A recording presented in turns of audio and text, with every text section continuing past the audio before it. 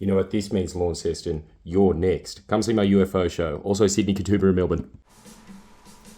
Howdy, sailors. This is Worst Gay Clubs in Australia. And why is it? Because we were recommended the idea. And also because we found this hat in a $2 shop and it was on special because it's no longer Pride Month. So we're doing it. And we are going nationwide because if we started to focus on one specific gay club, well, we're pretty sure that's a hate crime, isn't it?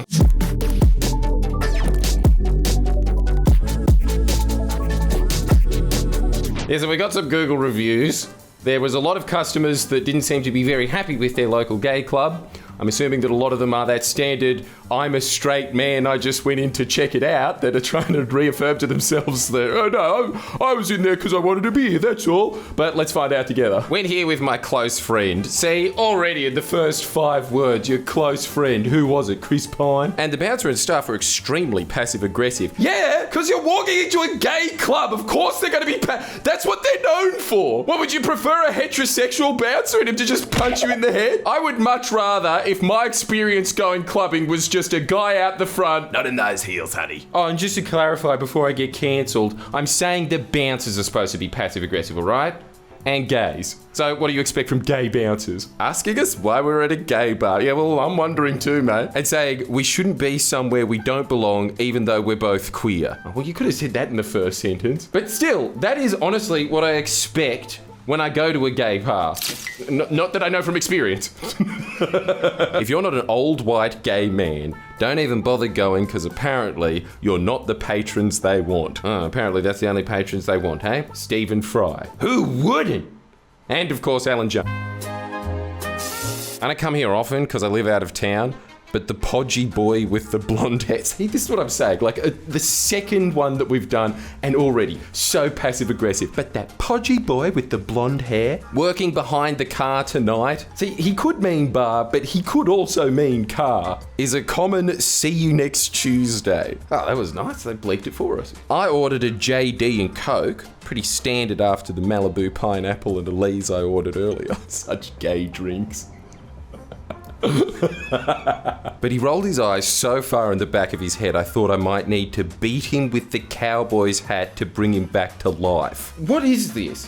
I would expect that if I walked into a gay bar, every single person would be tearing me to shreds. How can you sit there and say, I mean, I understand this with any other business on earth being like, this snarkiness, but that's the experience. It's like walking into that cowboy bar and saying, well, there's a serious lack of queers in this here saloon in far north Queensland. He needs to be smacked with one of the stools from the cocktail bar. How rural is this man? He is the crossover of the saloon guy and the gay bar. It's 2 parts of his personality in conflict. So what are the 2 parts? He wants to smack a guy with a stool for the crime of being bitchy. That's a man in conflict. Went there once and the bartender wanted to be my bartender. Well, that sounds like a good night out. As soon as I walked in, got thrown up on. I mean, that's not exclusive to gay bars. And I don't think that you can give them 1 star for that. I don't know if that's their policy. If it is their policy, that is fucked, but I doubt it. Being told my requested song was too gay. Too gay for all the straight women in the venue made me leave the establishment instantly. What the fuck was it? Because I bet you they're playing X-rated men. Like, what did you pick? Yeah, it feels like a Britney night. Oh, no heterosexual girl's gonna like that. Get out! This is meant to be a safe place for gays, not for straight girls on a hen night. Well, he definitely proves his gay credentials. He doesn't know what a hen's night is, but that is bullshit. Why are girls always, yay, let's go to the gay club? Why? What's wrong with going to a straight club and being perved on all night? 2 stars? I give it 2 stars cause if the vibe is cool and people are okay, this club is as gay as a ruler, meaning, damn, half the people are girls, the other half is... Gays have the exact opposite problem as us heterosexual males. Our entire life is walking into clubs going, oh, dude, there's so many cocks in here. And they've got, oh, no, look at all the vaginas. Another 1 star. Everything you wish a gay/drag bar wasn't. More women than men. Yes, what a problem. A crowd that responds most strongly to Taylor Swift's 22. They can't help but be Who doesn't love Tay-Tay, but who loves 22? $25 entry fee. This is our only option, but it's pretty woeful. Just scroll Grindr in your hotel room and then go to sleep alone. It's a better result. When Grindr's a better result, you know it deserves 1 star. 2 stars. Only 2 kinds of people go here. Predators and victims. And it got 2 stars? Oh wait, hang on. 1 for each. I wonder what the club's called. Do you think it's called 2GB? If I could share a 0 review, I would. There was a security guard that decided to kick me out to meet his target. Don't know if they're highway patrol, but okay. He was ignorant. Wouldn't recommend this club if you were wanting a fun night out with friends.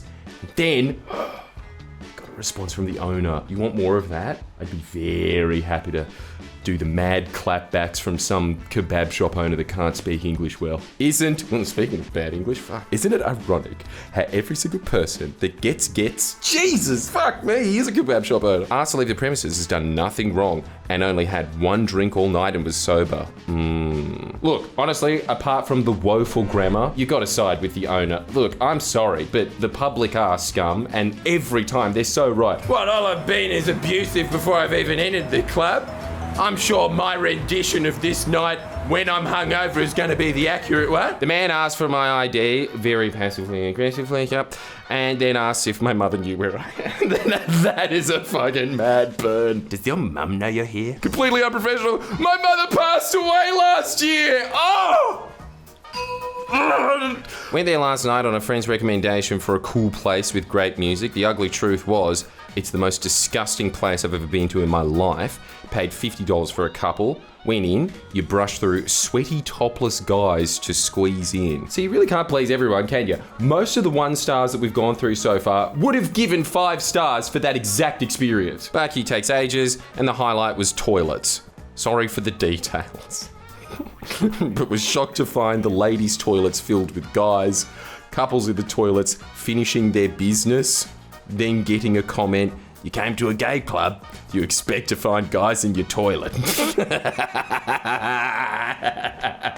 I mean, are they wrong? This is the biggest prude. How can you be going? Okay, remember that other one before that was saying like, I can't believe that they're going for a white elderly male audience. What gay club on earth is going for the Christian prude gay audience? Excuse me? Are you fighting for your rights when you can't respect the privacy of a ladies' restroom? You're in a gay club! I'm totally with the gays on this one. Why are there any bitches in there in the first place? If that club sample represents the whole gay community, then there's a big problem. Yeah, but the problem is you.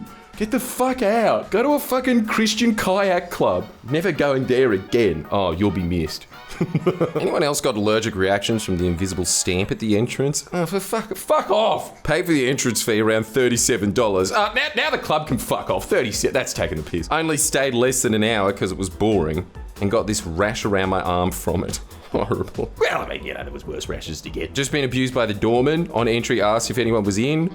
Rammed was the reply. Fuck yeah, what a reply. What more do you need to know? In fact, come on, that should be the name of the club. Walked in after paying $120 for 2. Fuck, they're really taking advantage of the inflation crisis, aren't they? And there was 1 person in the whole building. So that guy's name was Rand. That's right. Rammed by name, rammed by nature. I haven't been home in 2 weeks. I've had a lot of ammo. Asked for a refund and the guy kicks off, literally throwing punches at the door. Wouldn't you? All he has in there is RAM. Just let him have the fucking money.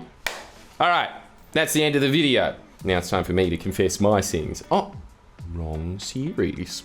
And also this video is actually part of the wrong series as well. That is the confession. We were going to originally put it part of that. Remember that video that we did on calling random numbers in a tunnel where we called random numbers in a tunnel and found out what happened? Hello. Hey, mate. Not bad yourself? All right. Well, we were suggested to do one on gay clubs. How could we say no to that? Huh? So, we got Miss Love from the pod to trawl through Oxford Street on a Saturday. That poor soldier.